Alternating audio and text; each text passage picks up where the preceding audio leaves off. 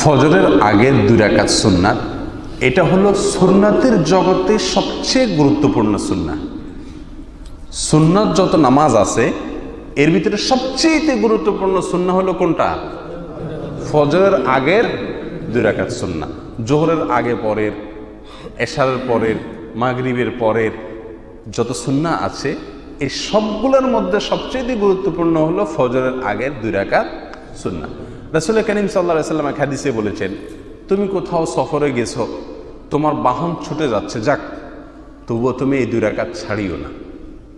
তার মানে এই 2 রাকাত সুন্নাত এত বেশি গুরুত্বপূর্ণ।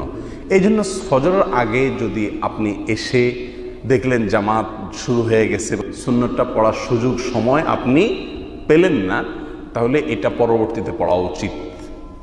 এই সুন্নতটা পরবর্তীতে পড়া উচিত।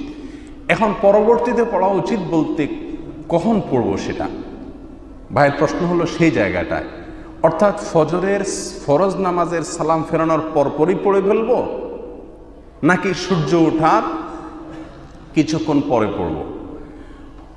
আরবের অনেক ওলামা একরাম বলেন ফজরের সালাম ফেরানোর পরপর আপনি পড়তে পারেন, কিন্তু বেশি নিরাপদ মত হলো ফজরের পরপর না পড়ে সূর্য ওঠার কয়েক মিনিট পরে আপনি পড়বেন। কারণ এক হাদিসে আসছে রাসূল করিম সাল্লাল্লাহু আলাইহি ওয়াসাল্লাম অত্যন্ত পরিষ্কারভাবে বলেছেন, ফজরের পরে কোনো সালাত নাই, ফজরের পরে কোনো নামাজ নাই। এই কোনো নামাজ নাই, লা সালাতা, এই কথাটা 2টা অর্থ হতে পারে। একটা হলো এটা নিষেধাজ্ঞা, এটা আমি নামাজ পড়া নিষেধ, এটা হলো একটা অর্থ। আরেকটা অর্থ হলো 5 ওয়াক্ত নামাজেরই প্রত্যেক ওয়াক্তের পরেই 2 রাকাত 4 রাকাত সুন্নতের অপশন আছে।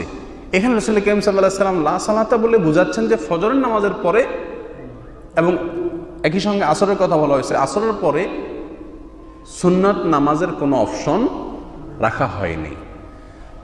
তার মানে কিন্তু নিষিদ্ধ এটা না।